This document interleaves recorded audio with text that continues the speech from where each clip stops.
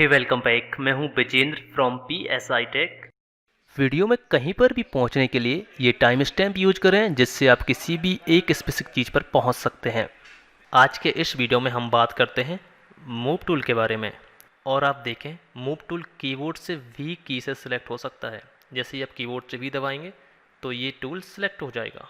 तो जैसे कि ये मूव टूल है, इसके नाम से पता चलता है कि चीज़ों को इधर उधर करने के बारे में है। तो चलिए मैं इस फोटो को मूव करके देखता हूँ। तो यहाँ पे लिखा आ रहा है could not use the move tool because the layer is locked. तो हम इसे ओके कर देते हैं। तो हम समझ गए हैं, बस हमें इस लॉक को तोड़ना है। इस पर सिंगल क्लिक करते हैं तो ये हट जाएगा, लेकिन जो प्रीवियस वर्जन है उनमें आपको डबल क्लिक करना पड़ेगा। तो अब मैं इसे मूव कर सकता हूँ, किसी भी पोजीशन में मैं इसे मूव कर सकता हूँ। चलिए, इसे हम समझ गए हैं। यहाँ पे नया ऑप्शन है, इनको मैं ऑन करके दिखा देता हूँ आपको। अगर मैं इस फोटोग्राफ को इधर मूव करूँ तो देखिए नीचे एक और फोटोग्राफ आया इस लेयर पे। इस फोटोग्राफ को अगर मैं इधर करना चाहता हूँ तो यही सिलेक्टेड है, ये ऊपर वाली लेयर ही सिलेक्टेड है। मैं चाहता हूँ कि मैं इसे इधर करूँ तो ये मुझे यहाँ से सिलेक्ट करनी पड़ेगी और फिर मैं इसे इधर कर पाऊँगा। अगर आप चाहते हैं सब ऑटो हो जाए सिलेक्टिंग तो बिल्कुल है जी, यहाँ पे ऑप्शन है हमारे पास ऑटो सेलेक्टिंग का। इस पर अगर हम टैग लगा देते हैं तो देखिए मैं इसे इधर कर सकता हूँ, मैं जब चाहूँ इसे इधर कर सकता हूँ और मैं इसे और इधर कर सकता हूँ। और ये क्या है, ऑटो सेलेक्टिंग पे काम कर रहा है। मैं इस पर क्लिक करूँगा तो ये लेयर सेलेक्टेड है। अगर मैं इस पर क्लिक करूँ तो आप देखेंगे कि ये टॉप वाली लेयर सेलेक्टेड है। ऑटो सेलेक्ट मोड अभी हमारा लेयर पे था, तो जिस भी फोटोग्राफ पे हम क्लिक करते हैं ये उसी लेयर को सिलेक्ट करता है। जैसे कि मैं अगर इस फोटोग्राफ पे क्लिक करूं तो देखिए ये लेयर सेलेक्टेड है। अगर मैं इसका मोड चेंज कर देता हूं ग्रुप, तो ये ग्रुप सेलेक्ट करेगा। देखिए दिखाता हूं। अगर मैं ही इवेंट यूज पे क्लिक करता हूं तो देखिए ये फाइल किस सोर्स से आ रही है, ये हेडिंग फोल्डर से आ रही है, इनकी हेडिंग ग्रुप से आ रही है। अगर मैं एनिमेशन पे क्लिक करता हूं तो देखिए नंबर 1 से आ रहा है ये फाइल, और स्टॉक इमेजेस नंबर 3 से आ रहा है, स्टॉक फुटेज नंबर 2 से आ रहा है।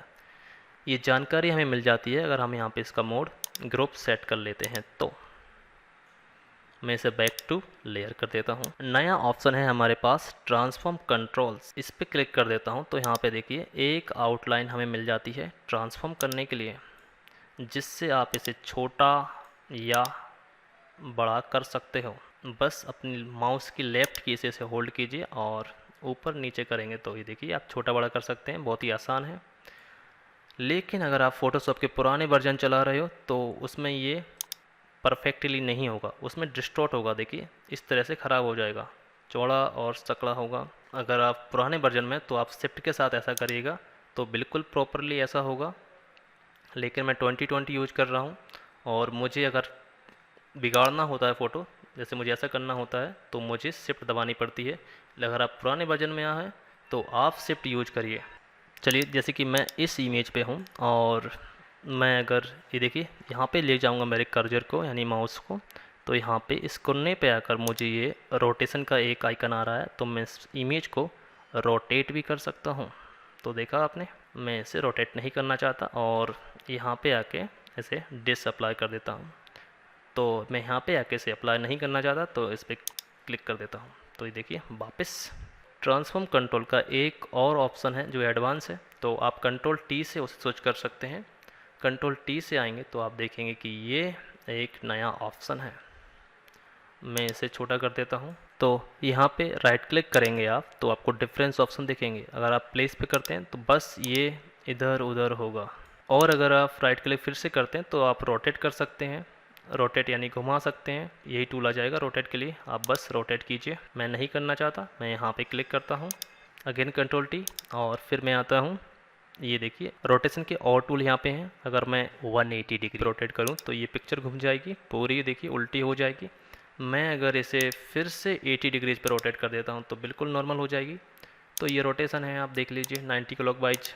अगेन मैं इसे वापस कर लेता हूँ, और यहाँ पे अगर आप फ्लिप करना चाहते हैं तो फ्लिप हॉरिजॉन्टल यानी कि this way, this is the flip horizontal. आप वर्टिकली फ्लॉप करना चाहते हैं ऊपर से नीचे तो देखिए ये वाला है। और ऑप्शन है जो कि एडवांस है, जिसकी परस्पेक्टिव जो है वो थोड़ा सा एडवांस है। आप देखेंगे तो आप जानेंगे कि ये ऐसे हो जाएगा, ये ऐसे काम करेगा।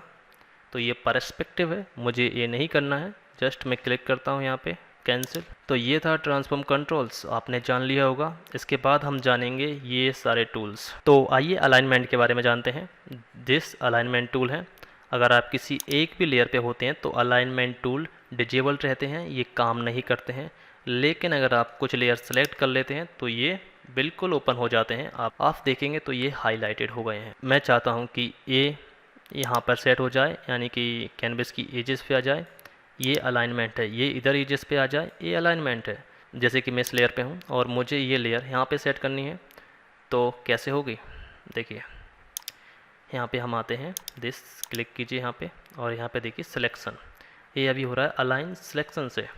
अगर आप इसे चेंज कर देते हैं, कैनवस वो होता है जिस पे हमारा ये प्रोजेक्ट चल रहा है अभी, तो ये कैनवस है। और अब मैं इस पर क्लिक करता हूँ तो देखिए सारे ऑप्शन हमारे लिए इनेबल्ड हैं। मैं अगर इस फोटोग्राफ पे हूँ, मुझे ये फ़ोटोग्राफ इधर चाहिए, तो मैं इस पर क्लिक करूँगा और देखिए मुझे यहाँ से इसे राइट एजेस पे कर दूँगा। मैं इसे फिर से लेफ्ट एजेस पे कर सकता हूँ। मुझे एग्जैक्ट सेंटर चाहिए तो मैं जस्ट सेंटर वाले पे क्लिक करूँगा, तो ये सेंटर अलाइनमेंट हो गई है। मैं इससे भी सेंटर करना चाहता हूँ तो just go to will click on centre. इसी भी सेंटर करना चाहता हूँ तो मैं यहाँ पे सेंटर पे क्लिक करूँगा।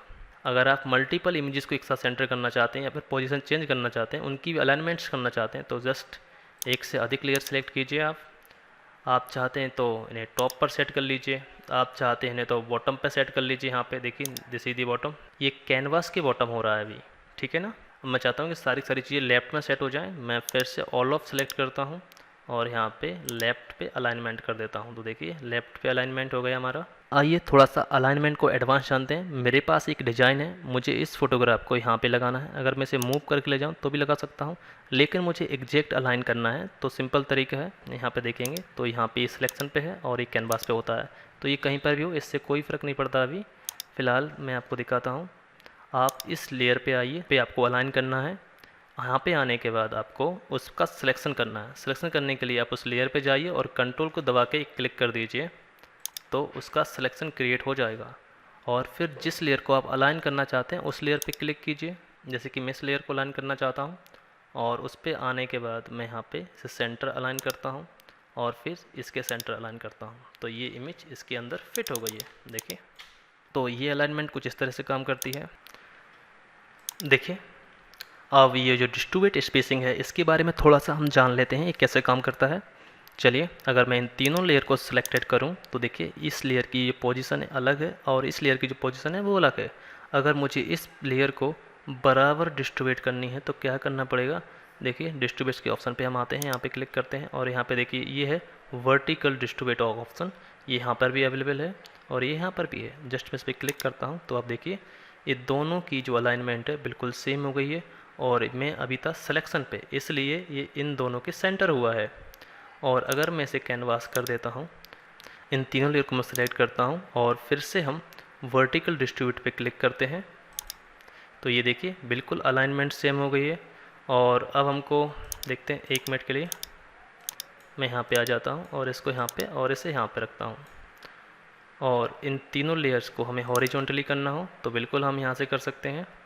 ये देखिए ये कैनवास पे हॉरिजॉन्टल हो गया है, बिल्कुल इन दोनों की अलाइन से है। इनकी जो एजेस हैं इनकी सेम दूरी है और यहाँ पर भी इसकी सेम दूरी है, बस ये डिस्ट्रीब्यूशन है। और भी आप डिस्ट्रीब्यूशन एडवांस में देखते हैं तो देखिए कुछ और टूल्स हैं। बॉटम टू टॉप है, ये डिस्ट्रीब्यूट होगा राइट एजेस से, तो देखिए यहाँ की जो राइट एजेस है ये यहाँ से बिल्कुल सेंटर में है और ये इधर से भी बिल्कुल सेंटर है, ऐसा समझिए आप। ठीक है, एक बार मैं आपको टॉप टू बॉटम दिखा देता हूँ और फिर से हम इस ऑप्शन में आएंगे और यहाँ पे देखिए ये वर्टिकली सेंटर से यहाँ पे हो जाएगा और यहाँ से ये टॉप एजेस से सेंटर है।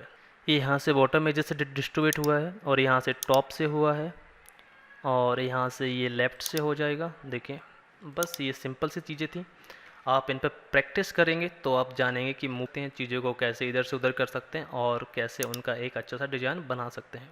बाकी ये टूल्स हैं वो 3D में काम करते हैं, जब हम 3D सिखाएंगे तब इन चीज़ों के बारे में बात करेंगे। वीडियो पसंद आया हो तो इस वीडियो को लाइक कीजिए, अगर कुछ पूछना है तो नीचे कमेंट कीजिए और हमारे वीडियो की नोटिफिकेशन पाने के लिए सब्सक्राइब कीजिए चैनल को और साथ में बेल भी बजाइए।